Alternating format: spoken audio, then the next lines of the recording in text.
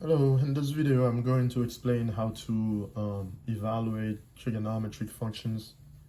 Now, this video will deal with having one, let's say you have a point, like this one right here, P, so x coordinate -3, y coordinate -5, and having a point like this on the terminal side of theta, of the angle.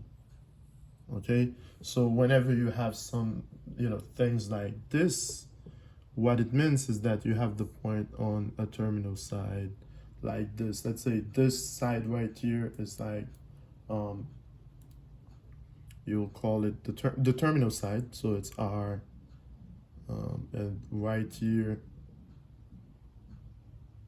this side, remember now this would be the right angle here, so this will be just like the hypotenuse here, and here if you project right here, this would be the y value, okay, because it's on the y-axis, and right here this will be the x value right here. Okay, so x, y, r. So you have three sides, the r, y, and x. Okay, now this, and we're talking about this angle right here, which is theta. All right, so this angle, and this is the terminal side of this angle right here. So now if you have it like this, what we have is what you need to know in order for you to find sine theta, cosine theta, tangent theta, cosecant, secant, cotangent. What you need to do is you just need to know that r now will be equal to the square root of x squared plus y squared. Okay, and this is a right triangle, so this would be the hypotenuse. So to solve, it would be r squared equals to x squared plus y squared, but when you solve for r, it would be square root of x squared plus y squared. Okay, now it would be pretty easy now to get let's say sine theta, for example. So sine theta in this case will just be y over r, which is the opposite over the hypotenuse. Okay, so y over r, and what else? Cosine theta will be x over r, which is adjacent over hypotenuse here. And what else? We have tangent to find here. So tangent would be the same way, y over x. Okay, so y right here, opposite over adjacent, so y over x. Then we'll have also cosecant theta, which will be r over y. So it's like the reciprocal of the sine. Okay, now this is, remember, cosecant, CSO, I'll put cosecant, okay? All right, cosecant theta. Then we have secant theta, and same way here, this is the reciprocal of cosine, so it will be r over x, and cotangent theta, which would be x over y.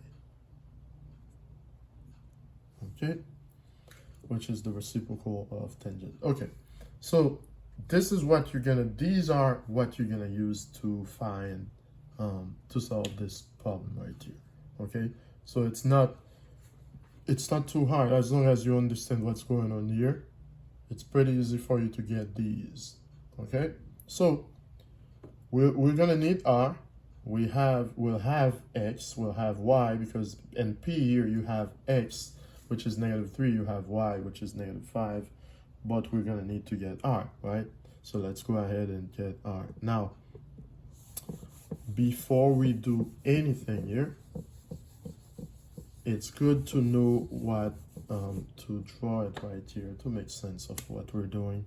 So what you can do, you can actually get where should I put it? Let me put it here. Okay, like this here. And so let me have more space. Let me draw it like this. All right, so we have the point right here. It's -3 and -5. So -3 for x, -5 for y. -3 is right here for x. -5 for y. Okay, so I'll say somewhere here. That's the point we're talking about here. And it will be ground from this right here to here. So we're talking about this right here, and we'll have, so this is r, and the angle we're talking about will be theta. So this is the terminal side, and we're talking about theta here, okay? And as you can see, this is in the third quadrant, okay? And now, since we know the values here, we have x as -3, we have y as -5. So it would be good for us to get r, okay? Because we're gonna need r. Let me erase this a little bit to have more space. So let's find r. R will be the square root of x squared plus y squared, which is the same as, we have x, so r will be the square root of -3 squared plus -5 squared, okay? -3 squared plus -5 squared. Now this will be square root of 9, okay? That's -3 squared and -5 squared plus 25, okay? And this is square root of 34, okay? Square root of 34. So this is r. Now once you get r, it's pretty easy for you to get sine and cosine, because you know what x is now, you know what y is, because x is, this is x right here, was given to you. This is x and this is y, okay? So now let's get the trigonometric functions. Let's get sine of x, sine of theta, okay?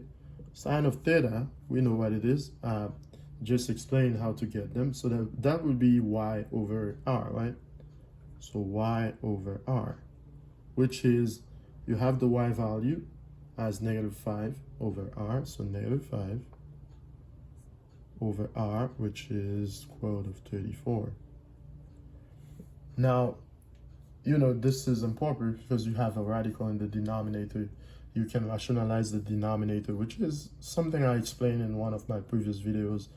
So you can rationalize the denominator here. So you multiply top and bottom by square root of 34. Okay, which will give you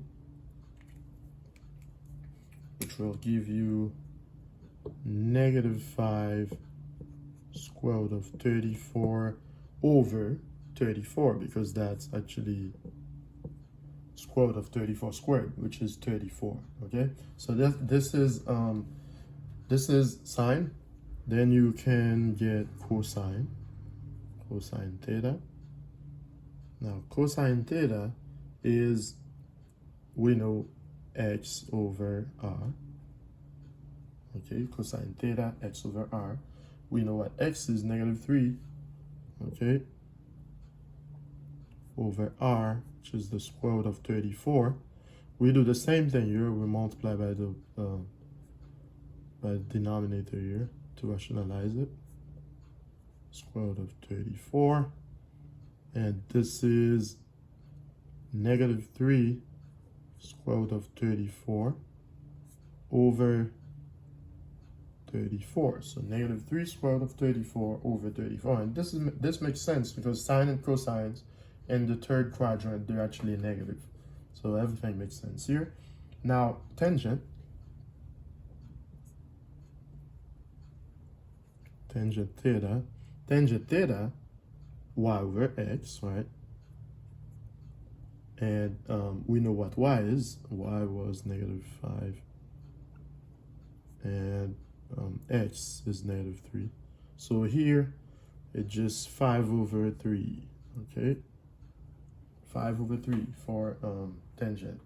Now, if you know 5/3 for tangent, we can easily get cotangent, right? Easily get cotangent, because cotangent is actually the reciprocal of tangent. So let me get cotangent.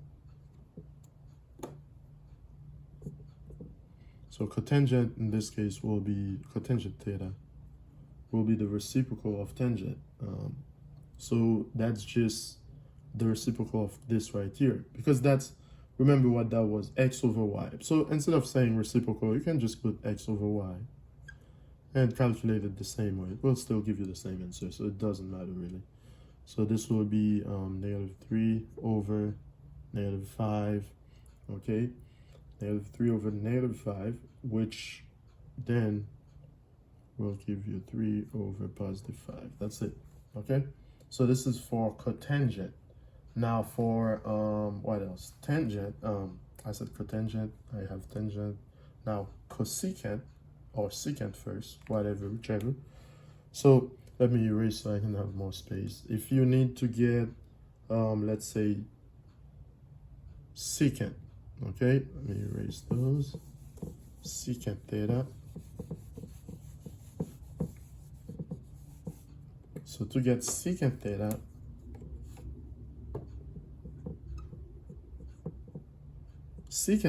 remember, that will be r over y. Okay, so secant r over x, and that'll be r, which is square root of 34 over x. Remember, secant is the reciprocal of cosine. Okay, so that's r over x, so square root of 34 over x, which was -3. Square root of 34 over -3, which is negative square root of 34 over 3. Okay, this is secant. The last one here is cosecant, I believe. Yes, cosecant, because we calculate the other one. So cosecant theta, and cosecant theta is r over y, reciprocal of sine, y over y. So it's y, r over y. So r was square root of 34 over y. Y was -5. Okay, square root of 34 over -5, which is negative square root of 34 over 5. Okay, so this is how you find all 6 trigonometric functions. Now this has to do with a terminal point, a point on the terminal side of an angle.